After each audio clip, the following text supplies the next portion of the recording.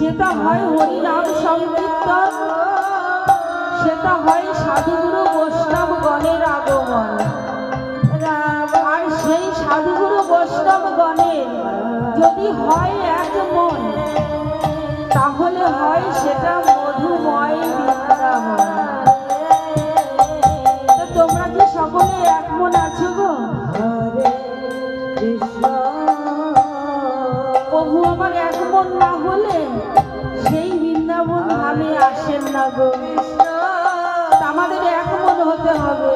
সকলের এক মন কেমন করে হব?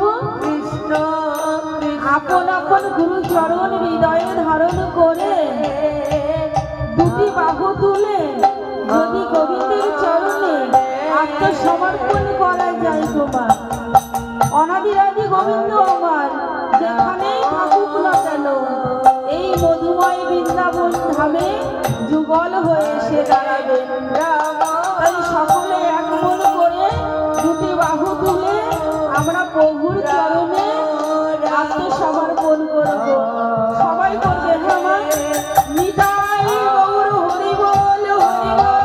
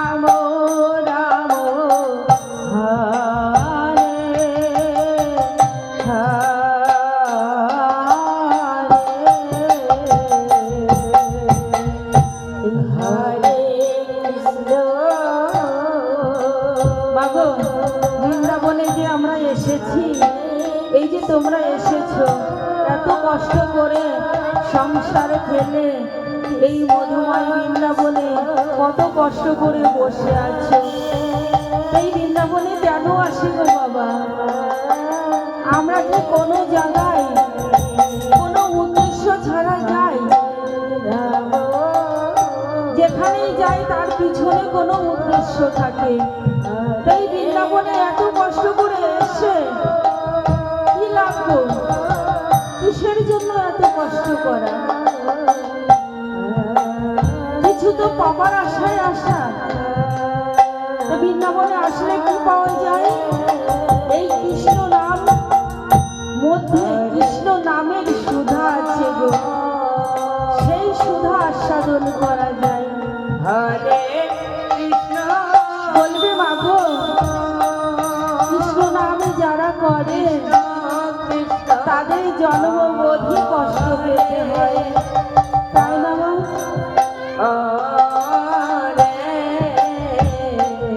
জন্মবোধই কষ্ট করতে হয়। বলবে মা, আমি 10 বছর ধরে কৃষ্ণ নাম গ্রহণ করেছি, আগে 10 বছর গুরুচরণ আশ্রয় করেছি, 10 বছর কৃষ্ণ নাম করি ঠিক, কিন্তু তাতে কি হয়? সবাই আমাকে কটু বাক্য করে। এই সমাজের কেউ ভালোবাসে না, নানাভাবে অত্যাচার করে। তবে কৃষ্ণ নাম করে কি লাভ? যদি কৃষ্ণ নাম করে এত কষ্ট পেতে হয়, তাহলে কৃষ্ণ নাম করে কি লাভ গো? প্রভু বললেন কি জানেন? যে করি আমার আশ, তাকে করি আমি সর্বনাশ। তবু যদি না ছাড়ে বাস, আমি হই তার ছদ্মবেশ। সোনা যদি স্বর্ণকারে পাই গো, সেই সোনাকে কি করে জানো মা? বারবার আগুনে দিয়ে পোড়ায়। কেন জানো? সেই সোনাটা খাঁটি করবার জন্য। কোন ভক্ত যদি প্রভুর চরণ আশ্রয় করে গো, প্রভু বারবার তাকে কষ্ট দেয়, তাকে খাঁটি করে নেবার জন্য। ও মা, একটু এগিয়ে বসে।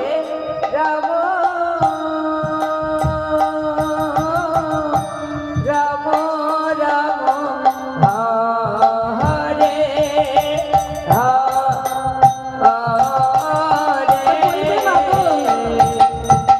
সারা জনমবোধি এই কৃষ্ণ নাম ভালোবাসি বলে আমার এত কষ্ট পেতে হয়। মাগো, সংসারে যদি কেউ নিরামিষ সেবা করে, তাদের সংসারে যে কি অশান্তি, যে মা করে সেই মাই জানে।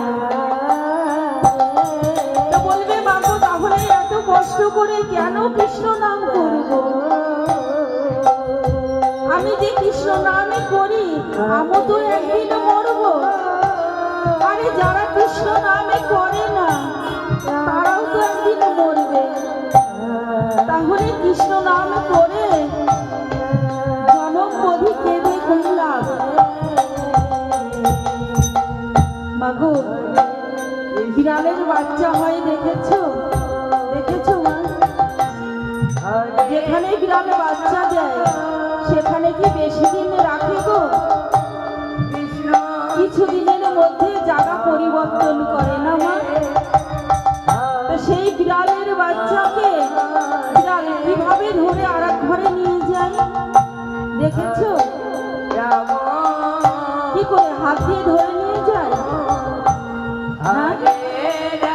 মুখে করে দাঁত দিয়ে কামড়ে ধরে নিজ সন্তানকে এক ঘর থেকে আর এক ঘরে নিয়ে যায়। সেই বিড়ালের বাচ্চার কি কোনো ক্ষতি হয়? আঘাত পায়? কিন্তু সেই বিড়ালই সেই দাঁত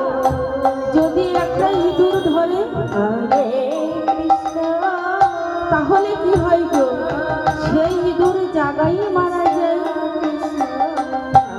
তাই প্রভু বললেন যারা কৃষ্ণ নাম করে